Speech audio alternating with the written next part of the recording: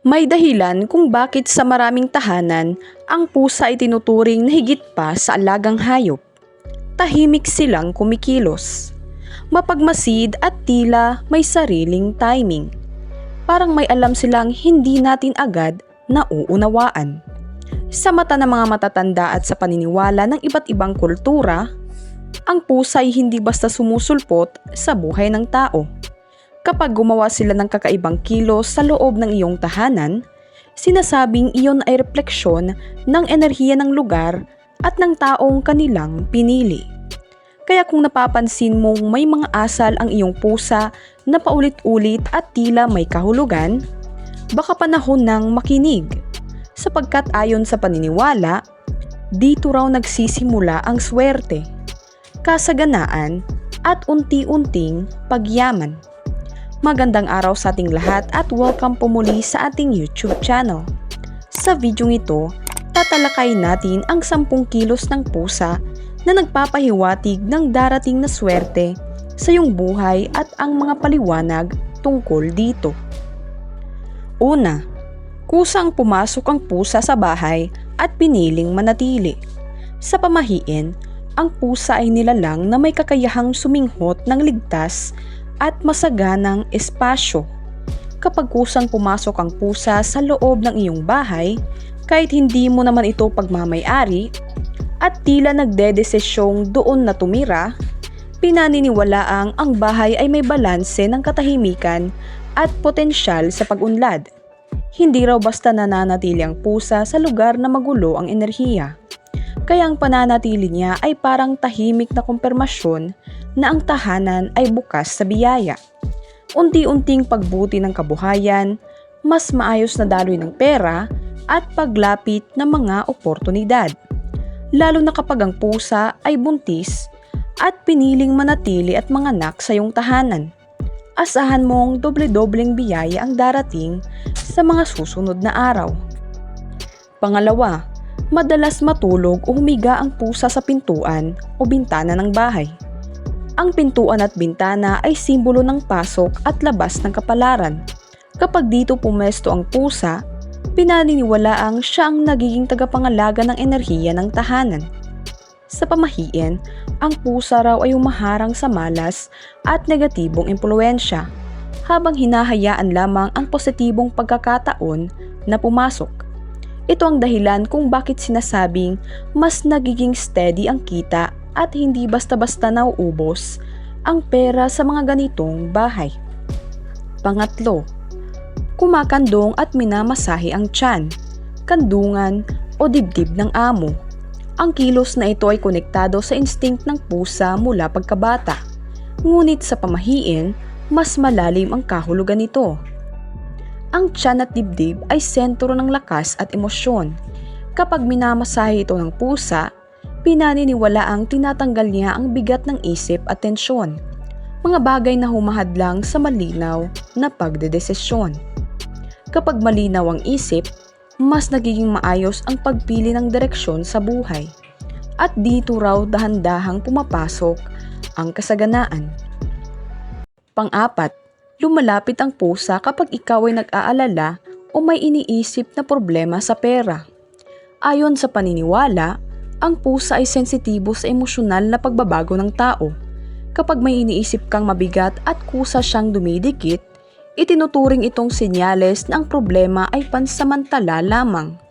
Para bang sinasabi ng pusa na hindi ka nag-iisa at may paparating na solusyon. Sa maraming kwento, kasunod ng ganitong kilos ang biglang tulong, dagdag kita o bagong oportunidad na hindi inaasahan.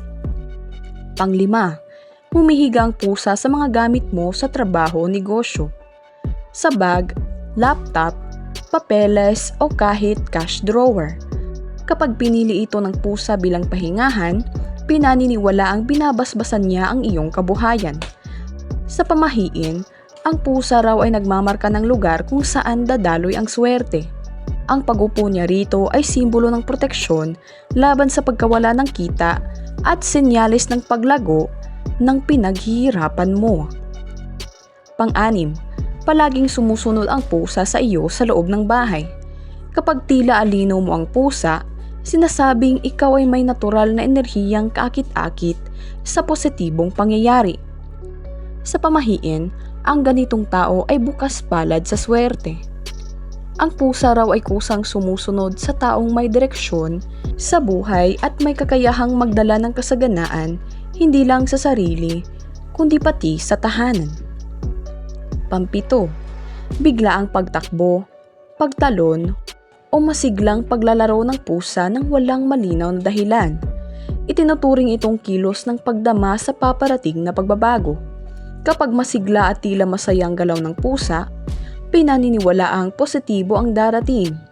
Maaaring bagong pagkakakitaan, promosyon, o dagdag biyaya. Para sa mga naniniwala, parang nauuna ng maramdaman ng pusa ang galaw ng kapalaran.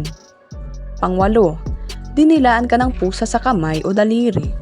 Ang kamay ay simbolo ng paggawa, pagtanggap at pagbibigay. Kapag dinilaan ito ng pusa, pinaniniwalaang pinapalakas ang iyong kakayahang humawak at magpalago ng pera. Sa pamahiin, ito raw ay tanda na ang pagsisikap mo ay may magandang bunga at ang perang dumarating ay hindi agad mawawala. Pangsyam, pinipiling matulog ng pusa sa tabi mo tuwing gabi. Ang pagtulog ay oras ng pagpapahinga at pag-recharge. Kapag katabi mo ang pusa, pinaniniwalaang binabantayan niya ang iyong enerhiya habang ikaw ay nagpapahinga. Sa pamahiin, ang taong may maayos na pahinga at payapang isipan ay mas nagiging handa sa tamang desisyon. At ang tamang desisyon ang ugat ng pangmatagalang pagyaman. At pang-10, sinasalubong ka ng pusa tuwing uuwi ka. Ito ay tinuturing na simbolo ng pagbabalik ng swerte sa tahanan. Kapag sinasalubong ka ng pusa, pinaniniwalaang ang pagod at hirap mo sa labas ay may kapalit na ginhawa. Sa pamahiin, ang bahay na may ganitong pusa ay tahanang hindi nauubusan ng pag-asa at biyaya. Sa huli, maaring hindi lahat ay maniwala sa pamahiin. Ngunit hindi rin may kakaila ng mga kilos ng pusa ay madalas sumasalamin sa katahimikan, balanse at daloy ng buhay sa loob ng tahanan. Ang pusa ay parang tahimik na paalala na ang swerte ay hindi laging biglaan. Kadalasan, ito ay dumarating ng dahan-dahan. May kasamang pasensya at pag-unawa. Kaya kung may pusa sa iyong buhay na gumagawa ng mga kilos na ito, baka hindi lang siya simpleng alaga. Baka siya ay paalala na ang kasaganaan ay mas malapit kaysa sa inaakala mo.